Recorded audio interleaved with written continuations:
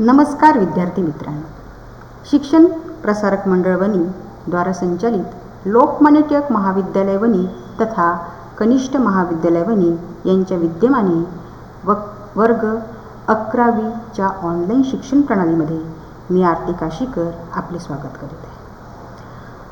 आपण मागील भागात व्याकरणाला सुरुवात केलेली होती. व्याकरणाला सुरुवात करत असतानाच आपण त्यातील पहिला उपघटक पाहिलेला होता, तो म्हणजे शब्दशक्ती. शब्दशक्ती हा घटक पाहत असतानाच आपण शब्दशक्ती म्हणजे काय, शब्दशक्तीचे प्रकार किती, हा सगळा भाग पाहिला. आज आपण नवीन तासिकेला सुरुवात करण्याआधी पहिले त्याची उजळणी केली.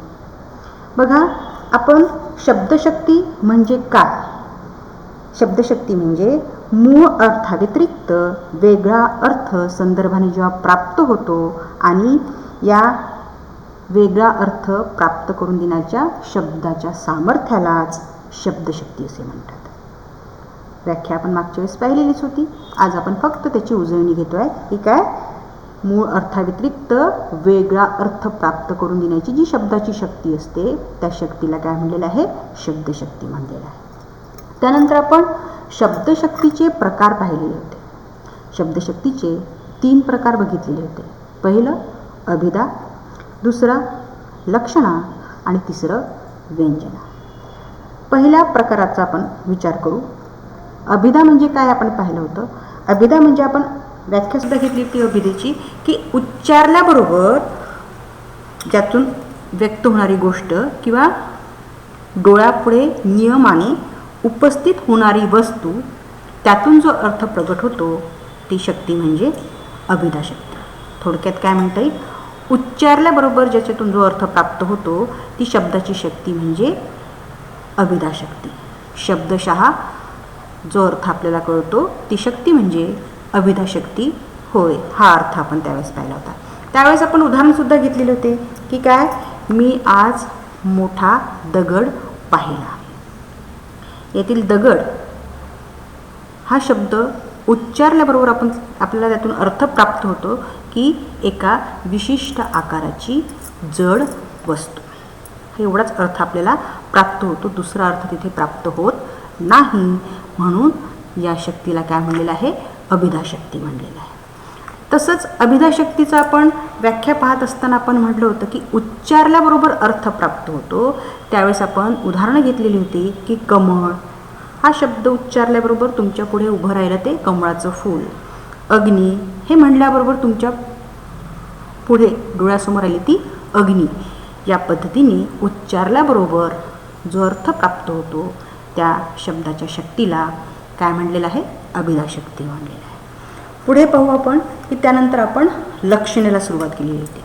लक्षणा म्हणजे काय, जिथे अभिधा बाद ठरते, मुख्यार्थ बाद होतो. अभिधा शक्तीला काय म्हणलेलं आहे, मुख्यार्थ हे म्हणलेलं आहे. अभिधा शक्तीने प्राप्त होणाऱ्या अर्थाला वाच्यार्थ म्हणलेलं आहे आणि वाच्यार्थालाच मुख्यार्थ असं सुद्धा म्हणलेलं आहे. मग ज्यावेळेस एखादं वाक्य उच्चारल्याबरोबर, शब्दसमूह उच्चारल्याबरोबर जिथे अभिधा कामात येत नाही ती बाद होते, वाच्यार्थ बाद होतो, मुख्यार्थ बाद होतो, तिथे लक्षणा आपलं काम करणं सुरू करते. आणि त्या वेळेस जो दुसरा अर्थ सूचित होतो, वाच्यार्थाने अर्थाव्यतिरिक्त, वाच्यार्थाव्यतिरिक्त जेव्हा दुसरा अर्थ सूचित होतो त्यावेळेस त्याच्याशी सुसंगत असा दुसरा अर्थ घ्यावा लागतो. दुसरा अर्थ सूचित करण्याच्या शक्तीला लक्षणाशक्ती असे म्हणलेलं आहे आणि लक्षणाशक्तीतून प्राप्त होणाऱ्या अर्थाला लक्षार्थ असे म्हणलेलं आहे. मागच्या वेळेस आपण व्याख्या पाहिलं, त्याचं विश्लेषणसुद्धा पाहिलं. आता आपण परत एक उदाहरण पाहू लक्षणेचं. हे काय, त्याचे बोलणे म्हणजे काळ्या दगडावरची रेख. बरोबर आहे, काळ्या दगडावरची रेख हा शब्दसमूह उच्चारल्याबरोबर वाच्यार्थाने आपल्याला कोणता अर्थ प्राप्त होतो की काळ्या दगडावर काढलेली रेख.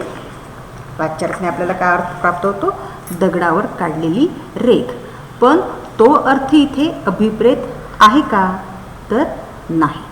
मग तिथे अभिधा शक्ती म्हणजेच वाच्यार्थ हा उपयोगाचा ठरत नाही, तो तिथे बाद होतो. त्यामुळे तिथे लक्षणाशक्ती आपलं कार्य करायला सुरुवात करते आणि लक्षणेने आपल्याला प्राप्त होणारा अर्थ आहे, दुसरा अर्थ जो आपल्याला प्राप्त होतो तो अर्थ आहे कोणता? कधीही नष्ट न होणारे किंवा कायमस्वरूपी टिकणारे. त्यानंतर आपण एक दुसरं उदाहरण घेतलेलं होतं की तू गाढव आहेस. गाढव हा शब्द उच्चारल्याबरोबर जो अर्थ प्राप्त होतो, उच्चारल्याबरोबर तुमच्या डोळ्यासमोर जो प्राणी दिसायला लागतो, तो प्राणी म्हणजे आपण एखाद्या व्यक्तीला म्हणलेलं विधान होईल का की तू हा प्राणी आहे, तू गाढव आहेस म्हणजे? नाही. तिथे शब्दशः तो शब्द लागू पडणार नाही, शब्दशः अर्थ तिथे लागू पडणार नाही. मग तिथे मुख्यार्थ बाद होऊन, वाच्यार्थ बाद होऊन तिथे लक्षण आपलं काम करायला लागते आणि त्याच्याशी सुसंगत असा दुसरा अर्थ घेते. सुसंगत असा दुसरा अर्थ म्हणजे तिथे काय घेतलेलं आपण की काय? तू मूर्ख आहेस, तू मूर्ख आहेस. या पद्धतीने आपण लक्षणंसुद्धा शिकली. त्यानंतर आपण अभिधेची सुद्धा वैशिष्ट्ये पाहिलेली होती आणि लक्षणीची सुद्धा वैशिष्ट्ये पाहिली होती. आजच्या या नवीन भागात आपण शब्दशक्तीच्या तिसऱ्या शक्तीला सुरुवात करणार आहोत, ती म्हणजे व्यंजना. बघा, व्यंजनाशक्ती म्हणजे काय ते आपण पाहूया. तिसऱ्या उदाहरणातील माझ्या मना बन दगड या वाक्यातील बन दगड शब्दसमूहाचा शब्दशः अर्थ घेतला तर भलताच अर्थ निघतो. मन घट्ट कर किंवा आघात सहन कर असा वेगळा सुसंगत अर्थ अधिक योग्य ठरतो. मूळ अर्थाला बाधा न आणता वेगळा अर्थ व्यक्त करण्याची शब्दाची जी शक्ती असते तिला व्यंजना असे म्हणतात. तिसरं उदाहरण कोणतं? माझ्या मना बन दगड. मी खाली उदाहरण दिलेलंच आहे. बघा काय म्हटलेलं आहे व्यंजना शक्तीमध्ये की शब्दशः अर्थ घेतला तर भलताच अर्थ निघतो. शब्दशः अर्थ घेतला म्हणजे काय? अभिधेने जर आपण अर्थ घेतला तर तो अर्थ वेगळाच निघतो, भलताच निघतो. आपल्याला पाहिजे तो अर्थ तिथे अभिप्रेत होत नाही, आपल्याला सापडत नाही. मग जसं माझ्या मना बन दगड, मनाला दगड कसं बनवायचं? बरोबर आहे, हा प्रश्न पडेल की नाही. माझ्या मना बन दगड, मनाला दगड कसं बनवायचं? बन दगड हा शब्दसमूहाचा अर्थ जर घेतला शब्दशः तर तो आपल्याला शक्य होणार नाही किंवा तिथे आपल्याला तो अर्थ प्राप्त होणार नाही. मग त्याच्याशी सुसंगत असा वेगळा अर्थ घ्यावा लागतो आणि हा वेगळा अर्थ घेण्याच्या शब्दाच्या शक्तीलाच काय म्हणलेलं आहे? व्यंजना म्हणलेलं आहे. तुम्हाला एक प्रश्न इथे पडलेला असेल की लक्षणशक्तीच्या वेळेस सुद्धा हेच सांगितलं होतं की सुसंगत असा वेगळा अर्थ. आता व्यंजनाशक्तीच्या वेळेस सुद्धा आपण तेच म्हणतोय की सुसंगत असा वेगळा अर्थ.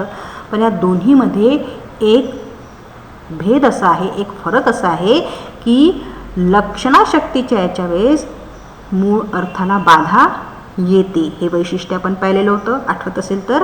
पण आता व्यंजनाशक्तीच्या याच्यात पहा, मूळ अर्थाला बाधा न आणता वेगळा अर्थ व्यक्त करण्याची शब्दाची जी शक्ती असते तिला व्यंजना असे म्हणतात. बरोबर, फरक लक्षात आला की व्यंजनाशक्तीमध्ये कोणता फरक आहे? मूळ अर्थाला बाधा न आणता वेगळा अर्थ व्यक्त केला जातो. ठीक आहे, आता यावरून आपण व्यंजनाशक्तीची एक व्याख्या तयार करू. बघा काय म्हणलेलं आहे. ज्यावेळेस शब्दसमूहाचा शब्दशः अर्थ घेतला तर भलताच अर्थ निघतो.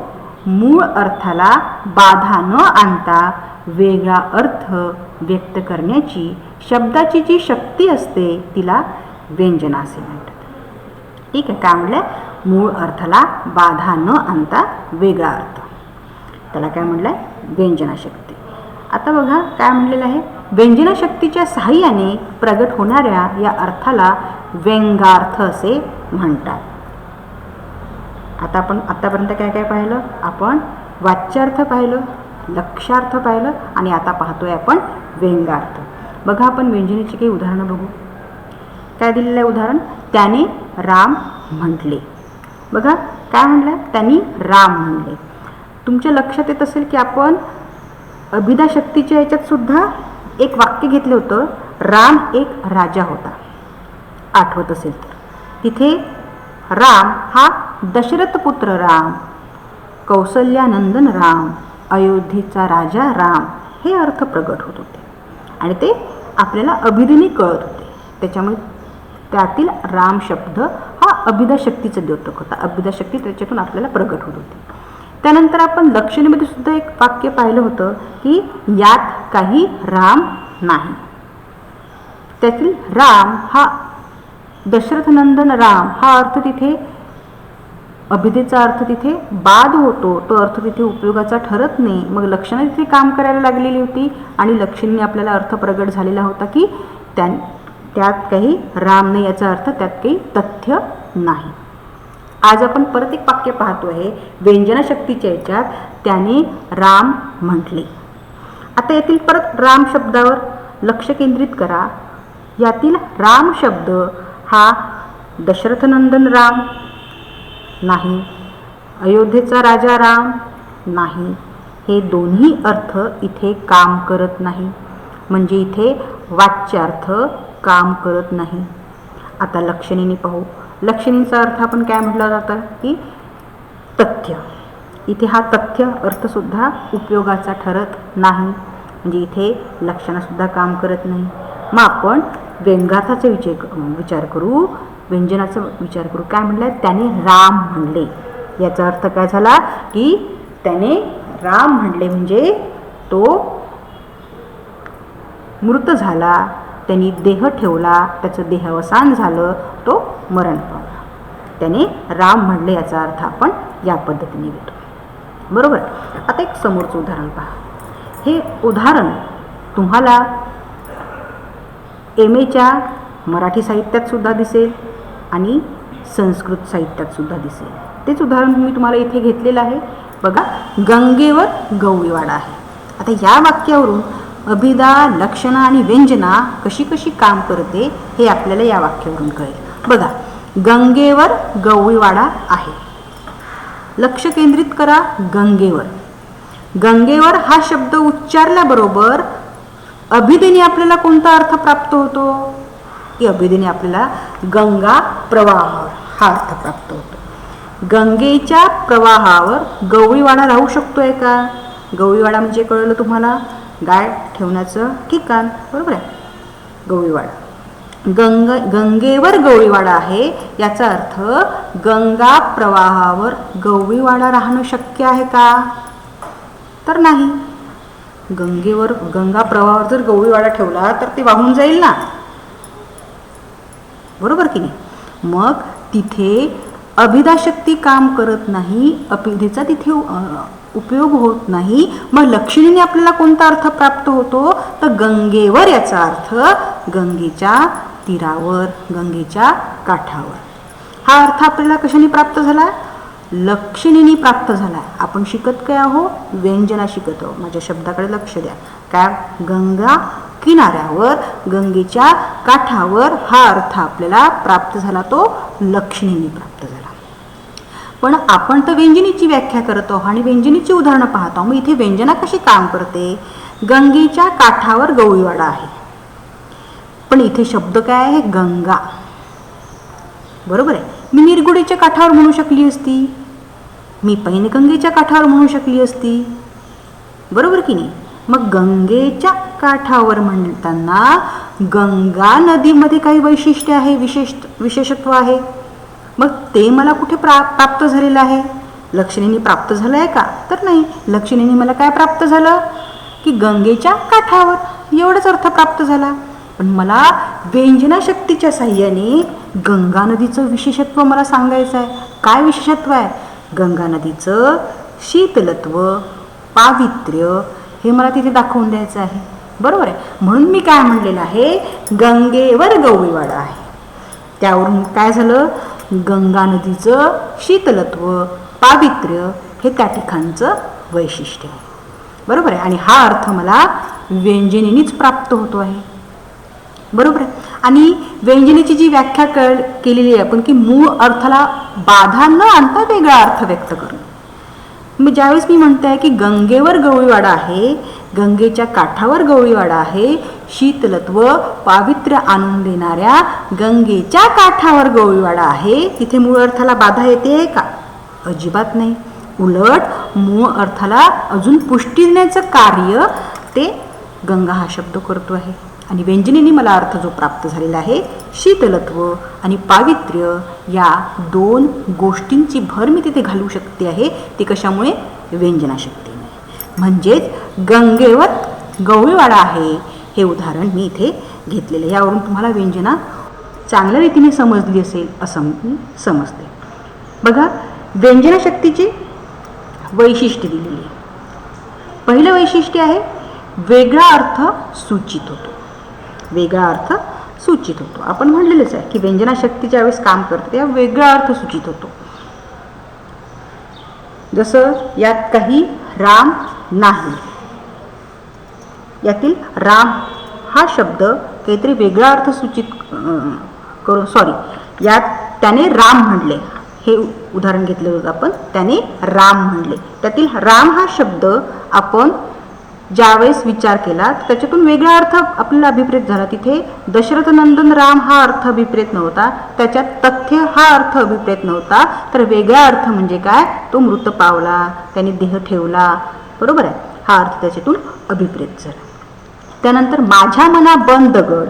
बन दगड या शब्दसमूहातून आपल्याला वेगळा अर्थ सूचित होत होता. कोणता अर्थ? की मन घट्ट कर, आघात सहन करण्याची तयारी कर. माझ्या मना बन दगड, की आता तुझ्यावर काहीतरी आघात होणार आहे, तुझं मनाला सोसवणार नाही अशी काहीतरी घटना तुला कळणार आहे, म्हणून काय म्हटलं आहे? माझ्या मना बन दगड. या पद्धतीने वेगळा अर्थ सूचित करतो. ती शक्ती म्हणजे व्यंजनाशक्ती आहे आणि हे तिचं वैशिष्ट्य आहे. दुसरं, मूळ अर्थाला बाधा येत नाही. मूळ अर्थाला बाधा येत नाही. बघा, व्यंजनाशक्तीचा ज्यावेळेस आपण विचार करतो आहे त्याच्या मूळ अर्थाला बाधा येत नाही. त्याच्यासाठी उदाहरण घेतलं होतं आपण, गंगेवर गवळीवाडा आहे. गंगेवर गवळीवाडा आहे याच्यातून लक्षणाच्या याच्याने आपल्याला प्राप्त झालेला अर्थ होता गंगा तटावर गवळीवाडा आहे. तर व्यंजनाशक्तीच्या साहाय्याने आपल्याला प्राप्त होणारा अर्थ होता की शीतलत्व पावित्र्य असलेल्या गंगा नदीच्या काठावर गवळीवाडा आहे, हा अर्थ आपल्याला प्राप्त होत होता.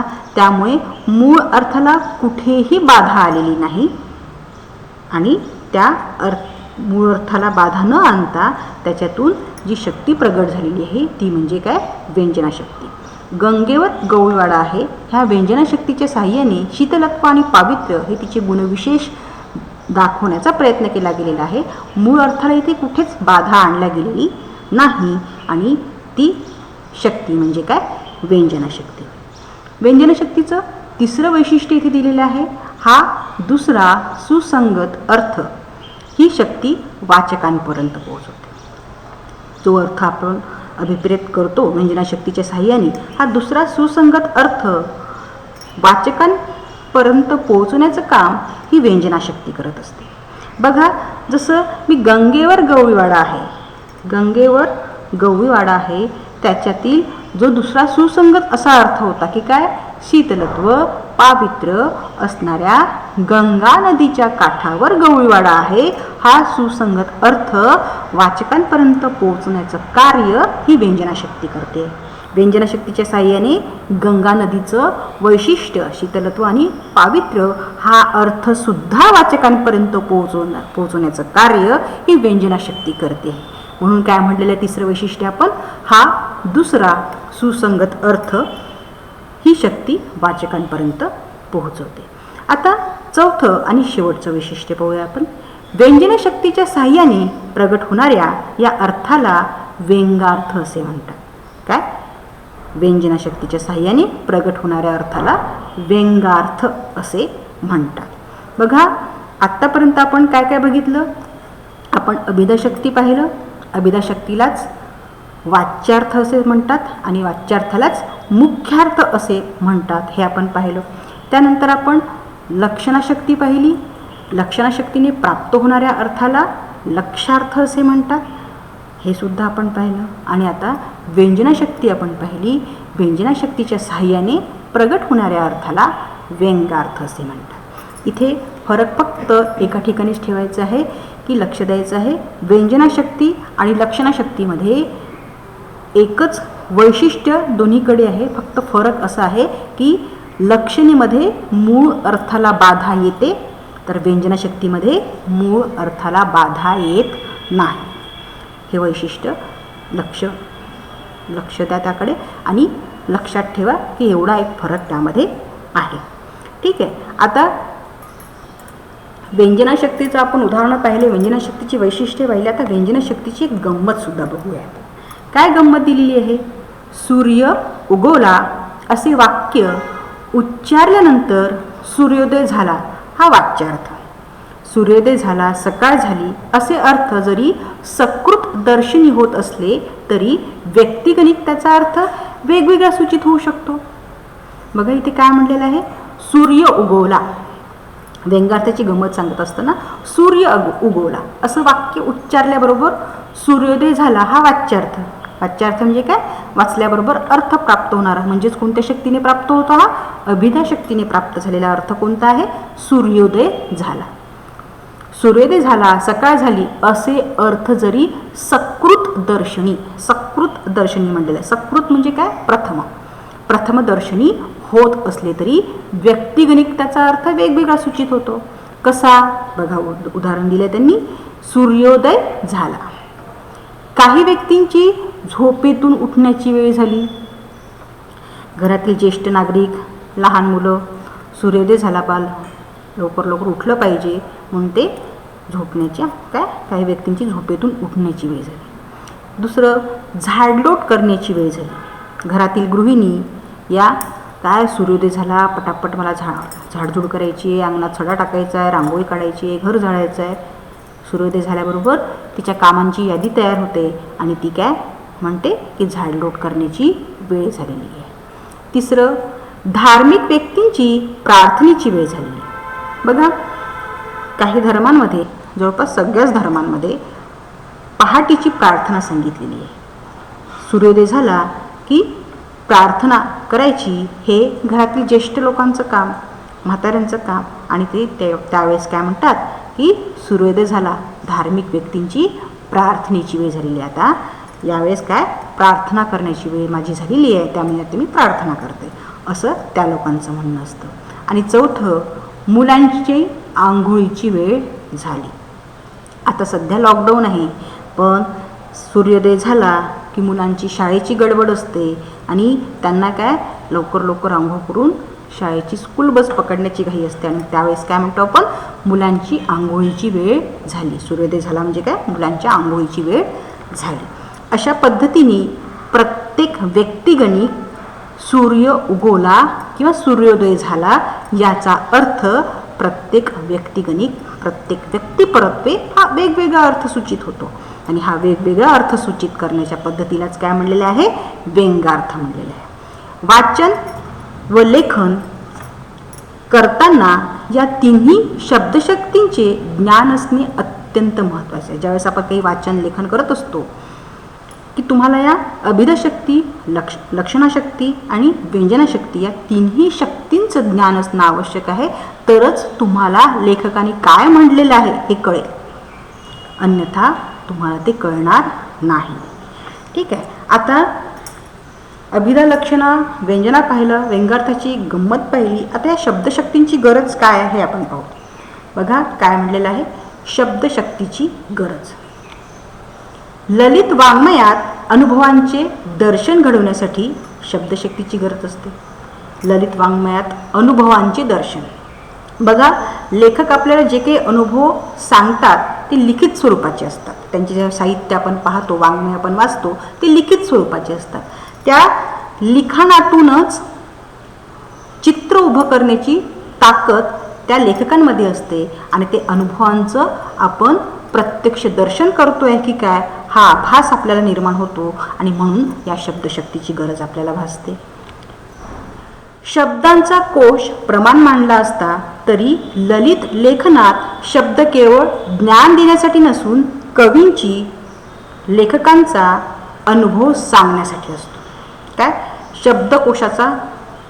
शब्दकोश प्रमाण मांडला तरी आपण जे काही म्हणलं या शब्दाचा अर्थ हाच आहे असा अर्थ जरी घेऊन चाललो तरी लेखकांचा किंवा कवींचा अनुभव सांगण्यासाठी सुद्धा शब्दकोशाचं प्रमाण मानला जातो. कधी कधी शब्दकोशाप्रमाणे शब्द न घेता तो लक्षणी किंवा व्यंजनाने व्यक्त करताना लेखक आपले अनुभव सांगत असतात आणि म्हणून त्यांनी म्हणलेलं आहे शब्दांचा कोश प्रमाण मानला असला तरी ललित लेखनात शब्द केवळ ज्ञान देण्यासाठी नसून कवींचा लेखकांचा अनुभव सांगण्यासाठी असतात. बरोबर आहे. शब्द केवळ ज्ञान देण्यासाठी नसून लेखकांचा कवींचा अनुभव सांगण्यासाठी, कारण की अनुभव हे सांगत असताना ते शब्दांच्याच माध्यमातून अनुभव सांगत असतात आणि तो आपल्यापर्यंत पोहोचवत असतात, म्हणून शब्दशक्तीची गरज आहे. तिसरं, लेखक कवी यांना शब्दांच्या पलीकडला भाव व्यक्त करण्यासाठी. म्हणलेलंच आहे मराठीमध्ये, जे न पाहे रवी ते पाहे कवी. त्यामुळे शब्दांच्या पलीकडला भाव व्यक्त करण्याची ताकद लेखकामध्ये किंवा कवींमध्ये असते आणि ती ताकद व्यक्त करण्यासाठी त्यांना शब्दशक्तीची गरज भासते. चौथं पाहू आपण, मूळ भावार्थाशी संलग्न अर्थ व्यक्त करण्यासाठी. जो काही मूळ भावार्थ आहे त्याच्याशी संलग्न अर्थ व्यक्त करण्यासाठी आपल्याला शब्दशक्तीची गरज भासते. पाचवं पाहू, लेखकांच्या व कवींच्या भावछटा व्यक्त करण्यासाठी. लेखक आणि कवी आपल्या साहित्यातून ज्या वेगवेगळ्या भावछटा व्यक्त करतो ते व्यक्त करण्यासाठी त्यांना शब्दशक्तीची गरज भासते. त्यानंतर काव्यात व्यंगार्थामुळे सूचकता व अधिक परिणामकारकता साधण्यासाठी शब्दशक्तीची गरज पडते. काय? व्यंगार्थामुळे वेगळा भाव, वेगळा अर्थ आणि अधिक परिणामकारकता हे काव्याचं वैशिष्ट्य हे व्यंगार्थामुळे आपल्याला साध्य होत असते आणि त्यासाठी आपल्याला शब्दशक्तीची गरज पडते.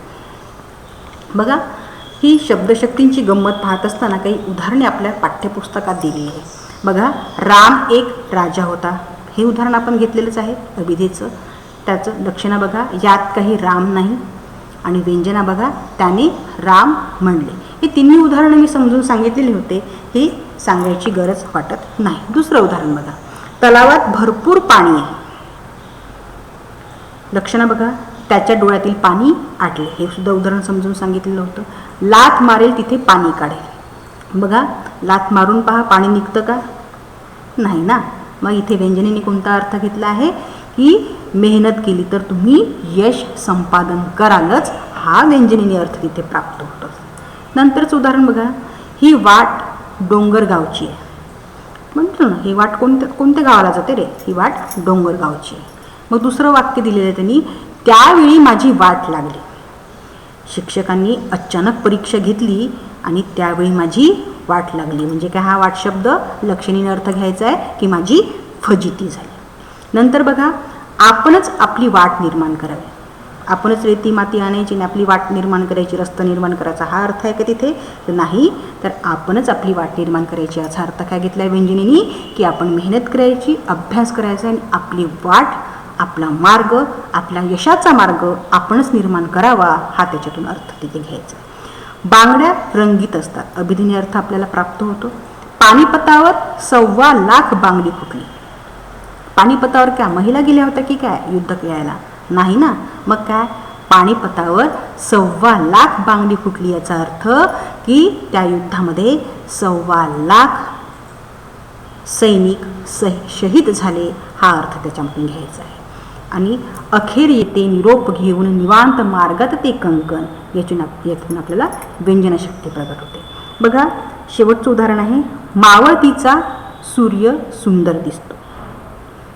मावळतीचा सूर्य सुंदर दिसतो, अभिधशक्तीने आपल्याला अर्थ प्राप्त होतो. आता लक्षणाने बघा, सूर्य अस्ताला गेला. बघा, आपण उदाहरण असं घेऊ शकतो, APJ अब्दुल कलाम यांचं निधन झालं, त्या दिवशी भारताचा सूर्य अस्ताला गेला असं वाटलं. याच्यातून काय? सूर्य अस्ताला गेला याच्यातला लक्षणीने प्राप्त होणारा अर्थ आपल्याला कळतो. त्याच्या जीवनाचा सूर्य अस्ताला गेला. इथे काय अर्थ घेता येईल आपल्याला की त्याच्या जीवनाचा सूर्य अस्ताला गेला, म्हणजे आता तोचा सूर्य मावळला, म्हणजे त्याचं जीवन संपलं, देहावसन झालं, मृत झाला, देह ठेवला, हा अर्थ त्याच्यातून अभिप्रेत होतो. ठीक आहे. यावरून आपण अभिधा, लक्षणा आणि व्यंजना याची विविध उदाहरणे आपण पाहिली. पुढच्या तासिकेला आपण त्याची कृती कशी सोडवायची हे पाहू. मला इतके वेळ तुम्ही ऐकून घेतलं त्याबद्दल धन्यवाद. नमस्कार.